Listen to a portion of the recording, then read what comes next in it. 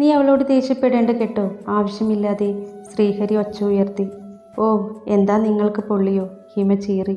പൊള്ളിയടി, അതിന് നിനക്കെന്താ, പറഞ്ഞതനുസരിച്ചാൽ മതി. അവൻ്റെ ശബ്ദം മുറുകി. മീനാക്ഷിക്ക് എങ്ങോട്ടെങ്കിലും ഓടി ഒളിക്കുവാൻ തോന്നി. എൻ്റെ ഈശ്വര, എന്തൊക്കെയാണ് ഇവിടെ നടക്കുന്നത്? അവൾ കരഞ്ഞു. എന്താടോ, നിങ്ങളുടെ വെപ്പാട്ടിയാണോ ഇവൾ? നിങ്ങൾക്ക് ഇത്രയും ദണ്ണം വരുവാൻ? ഹിമ ശ്രീഹരി അടുത്തേക്ക് ചെന്നതും അവൻ അവളുടെ കഴുത്തിൽ കുത്തിപ്പിടിച്ചു. ആ അമ്മേ. ശ്വാസം കിട്ടാതെ വിഷമിക്കുന്ന ഹിമയെ കണ്ടതും മീനാക്ഷി ഓടിച്ചെന്ന് ശ്രീഹരിയുടെ കയ്യിൽ കടന്നു പിടിച്ചു. രുക്മിണി അമ്മയും ബഹളം കേട്ടുകൊണ്ട് ഓടി വന്നു. രുക്മിണി അമ്മയും മീനാക്ഷിയും കൂടെ ഒരു തരത്തിൽ ശ്രീഹരിയിൽ നിന്നും ഹിമയെ മോചിപ്പിച്ചു. എടാ, ഇതിനു വേണ്ടി നീ കണക്ക് പറയും. ഹിമ കഴുത്തിലെ വേദന കടിച്ചമർത്തിക്കൊണ്ട് ശ്രീഹരിയോട് കയർത്തു. അവൾ ചാടിത്തുള്ളി മുറിയിലേക്ക് കയറിപ്പോകുന്നതും നോക്കി മീനാക്ഷിയും രുക്മിണി അമ്മയും നിറകണ്ണുകളോടെ നിന്നു. എൻ്റെ ഈശ്വര, ഇനി എന്തൊക്കെ കാണേണ്ടി വരും ഈ പാപിയായ അമ്മ. രുക്മിണി അമ്മ കണ്ണുനീർ തുടച്ചുകൊണ്ട് മകനെ നോക്കി. അവനൊന്നും മിണ്ടാതെ അവിടെ കിടന്നിരുന്ന കസേരയിലിരുന്നു. കുറച്ചു കഴിഞ്ഞതും മുറ്റത്തൊരു കാർ വന്നു നിന്നു. അതിൽ നിന്നും ഒരു യുവാവ് ഇറങ്ങി വന്നു. ഹിമ ഓടി അയാൾക്കരികിലേക്ക്. ശ്രീഹരിയുടെ കൺമുമ്പിൽ വെച്ച് അവൾ ആ യുവാവിനെ കെട്ടിപ്പിടിച്ചു. അവൾ ആരോടും ഒരു വാക്കുപോലും പറയാതെ അയാൾക്കൊപ്പം കാറിൽ കയറിപ്പോയി. പിറ്റേ ദിവസം വൈകുന്നേരം ശ്രീഹരി അമ്മയും കൂടി ഉമ്മറത്തിരിക്കുകയാണ്. ഹിമയുടെ വീട്ടിലെ കാർ മുറ്റത്തേക്ക് ഒഴുകി വന്നു. അതിൽ നിന്നും ഇറങ്ങിയ രൂപത്തെ കണ്ടു അവർ പകച്ചുപോയി. എല്ലും തോലുമായ ഒരു രൂപം. ഹിമയുടെ സഹോദരൻ. അയാൾ അവർക്കരികിലേക്ക് നടന്നു വന്നു. അയാൾ വേച്ചു പോകുമെന്ന് ഭയന്ന് ശ്രീഹരി ഓടിച്ചെന്നു അയാളെ കയറിപ്പിടിച്ചു. അവൻ്റെ കയ്യിൽ കടന്നു പിടിച്ചതും അയാൾ പൊട്ടിക്കരഞ്ഞു. ഹിമയുടെ സഹോദരന് ക്യാൻസറാണ്. അതും അവസാന ഘട്ടം. അയാൾ ഒരു ഏറ്റുപറച്ചിലിന് വന്നതാണെന്ന് ശ്രീഹരിക്ക് മനസ്സിലായി. കുറേ സമയം അയാൾ ചെയ്ത പാപങ്ങളൊക്കെ ഏറ്റുപറഞ്ഞു. ഹിമയും അവളുടെ ബോയ്ഫ്രണ്ടും തമ്മിൽ വർഷങ്ങളായി അടുപ്പമുണ്ടായിരുന്നു എന്നും അവൾ തങ്ങളുടെ നിർബന്ധത്തിന് വഴങ്ങിയാണ് ശ്രീഹരിയെ വിവാഹം ചെയ്യാൻ സമ്മതിച്ചെന്നും അയാൾ പറഞ്ഞാണ് ശ്രീഹരി അറിഞ്ഞത്. ജോയിൻ്റ് പെറ്റീഷൻ കൊടുത്തു ഡിവോഴ്സ് നേടിയെടുക്കാൻ അവൾ ഇവിടേക്ക് വന്നതാണെന്നും മീനാക്ഷിയെ കണ്ടതും അവൾ ദേഷ്യം കയറി ഇവിടെ നിന്നതാണെന്നും അയാൾ പറഞ്ഞു. കുറേ സമയം അയാൾ ഓരോരോ സങ്കടങ്ങൾ ഏറ്റുപറഞ്ഞു. പിന്നീട് അയാൾ അവരോട് യാത്ര പറഞ്ഞു പോയി. പ്രശ്നങ്ങൾ ഒന്നൊന്നായി തീരുകയാണെന്ന് അവന് തോന്നി. വല്ലാത്ത സമാധാനം മനസ്സിന് കൈവന്ന പോലെ. തന്നെ ഇല്ലാതാക്കാനായി വന്ന ശത്രുവാണ് ഇപ്പോൾ ഇവിടെ നിന്ന് ഇറങ്ങിപ്പോയത്. പകയുടെ കനലാണ് അകന്നു പോയത്.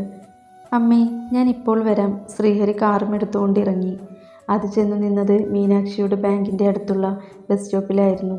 കുറച്ച് സമയം കഴിഞ്ഞതും മീനാക്ഷി നടന്നു വരുന്നത് അവൻ കണ്ടു. മീനാക്ഷി വരുന്നത് കണ്ടതും അവൻ പെട്ടെന്ന് കാർ തുറന്ന് വെളിയിലേക്ക് ഇറങ്ങി നിന്നു. എന്താ മീനാക്ഷി ലേറ്റായതെന്ന്? ഞാൻ കുറച്ചു നേരമായി കാത്തു നിൽക്കുന്നു. അടുത്തേക്ക് വന്ന അവളോട് അവൻ തൻ്റെ വാച്ചിലേക്ക് നോക്കിക്കൊണ്ട് ചോദിച്ചു. കുറച്ച് വർക്കുണ്ടായിരുന്നു. ശ്രീയേട്ടൻ എന്താ പതിവില്ലാതെ ഇവിടെ? അവൾ ശ്രീഹരിയെ നോക്കി ചോദിച്ചു. ഞാൻ ഈ വഴി പോയപ്പോഴാണ് തൻ്റെ കാര്യം ഓർത്തത്. പിന്നെ താൻ ഈ സമയത്താണല്ലോ ഇറങ്ങുന്നത് എന്ന് കരുതി അങ്ങനെ നിന്നതാടോ. തനിക്ക് ബുദ്ധിമുട്ടായോ? ശ്രീഹരി അവളോട് തിരിച്ചു ചോദിച്ചു. ഒരിക്കലുമില്ല ശ്രീയേട്ട, വെറുതെ ചോദിച്ചെന്നേ ഉള്ളൂ. എന്നാൽ പിന്നെ നമ്മൾക്ക് പോകാം മീനാക്ഷി, താൻ കയറിക്കോ. ശ്രീഹരി ഡോർ തുറന്ന് വണ്ടിയിലേക്ക് കയറി. മീനാക്ഷിയും അവൻ്റെ ഒപ്പം കയറി. മീനാക്ഷി ഇനി എന്നാണ് നാട്ടിൽ പോകുന്നത്? കുറച്ചു ദൂരം പിന്നിട്ടപ്പോൾ ശ്രീഹരി അവളോട് ചോദിച്ചു. ഞാൻ അടുത്ത ദിവസം പോകുന്നുണ്ട്. ഹോസ്പിറ്റലിൽ നിന്നും മടങ്ങി വന്നിട്ട് അച്ഛനെ കാണാൻ പിന്നീട് പോയില്ലായിരുന്നു. അവൾ മറുപടി കൊടുത്തു. അച്ഛൻ സങ്കടമാവില്ലേ? വൈകാതെ പോയി കാണടോ. ആകെ കൂടെ താൻ ഒരാളല്ലേ ഉള്ളൂ അവർക്ക്. ശ്രീഹരി ഒരുപാട് കാര്യങ്ങൾ സംസാരിച്ചെങ്കിലും മീനാക്ഷിയുടെ ചിന്തകൾ വേറെ ലോകത്തായിരുന്നു. വീടെത്തിയിട്ടും അവൾ കാറിൽ നിന്നും ഇറങ്ങാതിരിക്കുന്നത് കണ്ടപ്പോഴാണ് ശ്രീഹരിക്കും ഇത് മനസ്സിലായത്. മീനൂട്ടിയെ, എന്തേ ഇറങ്ങുന്നില്ലേ? ഇതേത് ലോകത്താണ് എൻ്റെ കുട്ടി?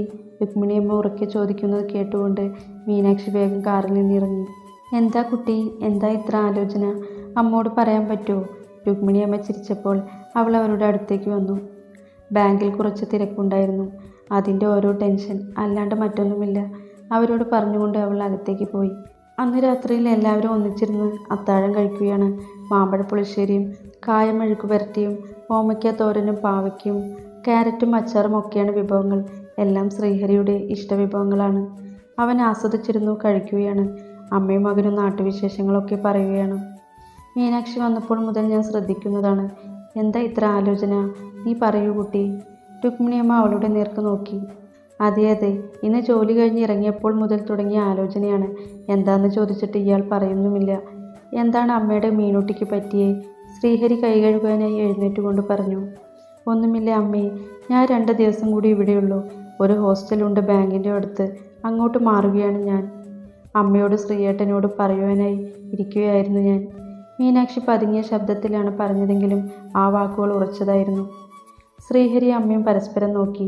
എന്താ മോളെ നിനക്ക് ഇങ്ങനെയൊക്കെ തോന്നാൻ? അതാണ് നല്ലതെന്ന് തോന്നി, അത്രയുള്ളൂ. നിനക്കിവിടെ എന്തെങ്കിലും അസൗകര്യമുണ്ടോ? ഉണ്ടെങ്കിൽ പറയൂ മോളെ. ഇല്ലമ്മേ, എനിക്കെന്ത് അസൗകര്യം? മീനാക്ഷി വേഗം തന്നെ എഴുന്നേറ്റ് പോയി. 2 ദിവസത്തിനുള്ളിൽ മീനാക്ഷി ഇവിടുന്ന് മാറുമെന്ന് അവർക്കുറപ്പായി. അമ്മയും മകനും എന്തൊക്കെയോ പറഞ്ഞുകൊണ്ട് പുറത്തേക്ക് ഇറങ്ങിപ്പോയപ്പോൾ മീനാക്ഷി അടുക്കള ഒതുക്കിയ ശേഷം റൂമിലേക്ക് പോയി. പറഞ്ഞതുപോലെ അടുത്ത ദിവസം തന്നെ അവൾ പോകാനുള്ള ഒരുക്കങ്ങളെല്ലാം നടത്തി. എല്ലാം പാക്ക് ചെയ്ത് വെച്ചു കഴിഞ്ഞു. അവൾ രുക്മിണി അമ്മയുടെ അടുത്തു ചെന്നു. കുറച്ചു നേരം സംസാരിച്ചു കൊണ്ട് നിന്നു.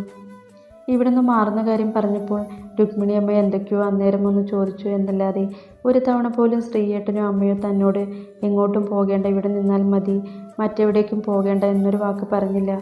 ആ ഒരു നീറ്റൽ മാത്രമേ മീനാക്ഷിക്കുള്ളൂ. ശ്രീയേട്ടൻ ഇടയ്ക്കൊക്കെ ചിരിക്കുന്നത് കാണുമ്പോൾ ഓർക്കും താൻ പോകുന്നത് രണ്ടാൾക്കും സന്തോഷമാണെന്ന്. അവൾ തൻ്റെ മുറിയിൽ ജനാലിൽ കൂടി വെളിയിലേക്ക് നോക്കി നിൽക്കുകയാണ്. 4 മാസമായി ഇവിടെ എത്തിയിട്ട് രുക്മിണിയമ്മ സ്വന്തം മകളെ പോലെയാണ് തന്നെ സ്നേഹിച്ചത്. ഒന്നിനും ഒരു കുറവ് പോലും വരുത്താത്തതുകൊണ്ട് ശ്രീയേട്ടനൊരു ജീവിതമുണ്ടായാൽ ആ വരുന്ന പെൺകുട്ടി സൗഭാഗ്യവതിയാണെന്ന് മീനാക്ഷി ഓർത്തു. കാരണം അത്രയും നല്ലൊരു അമ്മയാണ് ഇവിടെയുള്ളത്. പൊന്നുപോലെ അവർ ആ പെൺകുട്ടിയെ സ്നേഹിക്കും, ഉറപ്പാണ്. താൻ എന്തിനാ ഇത്രയ്ക്ക് വിഷമിക്കുന്നേ?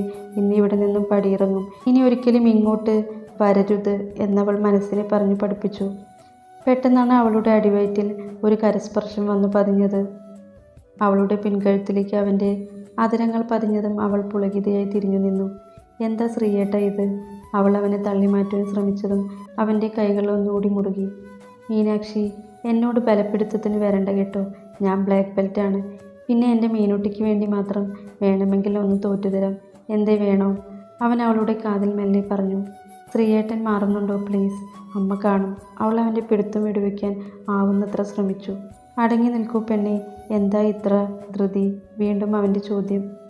കളിക്കാതെ പോയ ശ്രീയേട്ട, ഇല്ലെങ്കിൽ എൻ്റെ സ്വഭാവം മാറും. അവൾ ഗൗരവത്തിലായി. ഓ, എൻ്റെ മീനൂട്ടിക്ക് ദേഷ്യമായോ? അത് കൊള്ളാം. അവൻ പുഞ്ചിരി തൂകി.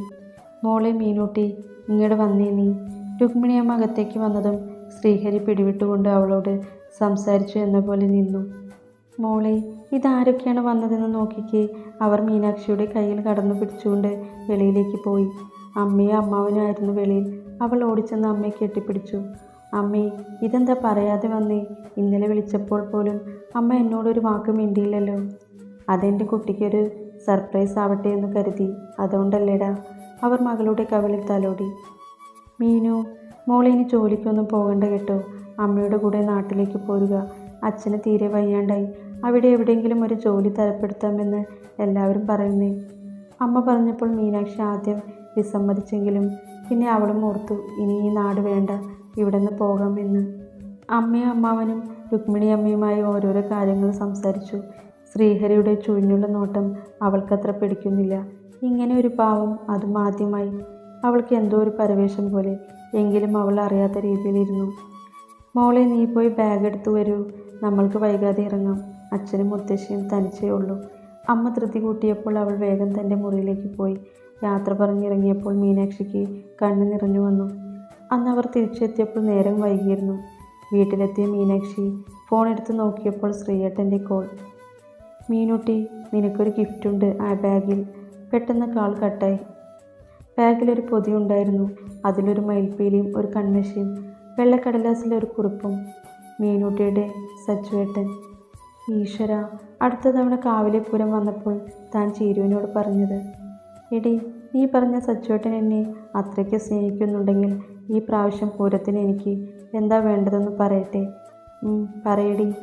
ഞാനൊന്ന് ശ്രമിക്കാം. ചീരു അലസഭാവത്തിൽ പറഞ്ഞപ്പോൾ താൻ അവളോട് പറഞ്ഞ കാര്യങ്ങൾ ഇന്നലെ എന്നതുപോലെ ഓർക്കുന്നുണ്ട്. നീ സച്ചുവേട്ടനോട് പറയുമോ എനിക്കൊരു മയിൽപ്പീലിയും ഒരു കൺമഷിയും കൊണ്ടു തരുവാൻ എന്ന് പറഞ്ഞതും തന്നെ കൊഞ്ഞനം കുത്തി കാണിച്ചുകൊണ്ട് ഓടിമറയുന്ന ചീരു പിന്നീടൊന്നും ഇയാളെ കുറിച്ചറിഞ്ഞതുമില്ല. ആരാണെന്നും എവിടെയാണെന്നും കുറേ കാലം താൻ ഓർത്തിരുന്നു. കാലം അതെല്ലാം പതിയെ പതിയെ അവളുടെ മറവിയാകുന്ന മടിത്തട്ടിലേക്ക് എടുത്തെങ്കിലും ഒന്ന് മാത്രം അവശേഷിച്ചു, തൻ്റെ കുപ്പിവളകൾ. അപ്പോൾ ഇതെല്ലാം തനിക്ക് തന്നത് ശ്രീയേട്ടനായിരുന്നു. അവൾക്ക് എന്താ പറയേണ്ടത് എന്ന് അറിയില്ല. ശ്രീയേട്ടൻ. അവൾ ഫോണെടുത്ത് അവൻ്റെ നമ്പറിലേക്ക് വിളിച്ചെങ്കിലും അവനത് എടുത്തില്ല. ഇന്ന് മീനൂട്ടിയുടെ വിവാഹമാണ്. മീനൂട്ടിയെ അണിയിച്ചൊരുക്കുവാൻ കാലത്തെ തന്നെ ബ്യൂട്ടീഷ്യൻ എത്തിയിരുന്നു. അതെ, ഇത്തിരി വേഗം വായിക്കൂ കേട്ടോ. ദക്ഷിണ കൊടുത്തൊരു ആഹ്വാനത്തിന് മുമ്പ് ഇവിടെ നിന്ന് ഇറങ്ങണ അമ്പലത്തിലേക്ക്, അമ്മ ഓടി വന്ന് പറഞ്ഞു. കതിർ മണ്ഡപത്തിൽ ശ്രീയേട്ടൻ്റെ അരികിലായി ഇരിക്കുമ്പോൾ എല്ലാ കണ്ണുകളും അസൂയയോടെ നോക്കുന്നത് മീനാക്ഷി കണ്ടു. അച്ഛനോടും അമ്മയുടെ മുത്തശ്ശിയോടും യാത്ര പറഞ്ഞ് ഈറൻ കണ്ണുകൾ തുടച്ചുകൊണ്ട് തൻ്റെ നല്ല ബാധയുടെ അരികത്തേക്ക് കയറിയപ്പോൾ പുതിയൊരു നാളേക്ക് പ്രതീക്ഷയ്ക്ക് വേണ്ടിയുള്ള കാത്തിരിപ്പിൻ്റെ അവസാന ഘട്ടത്തിലായിരുന്നു ശ്രീഹരി.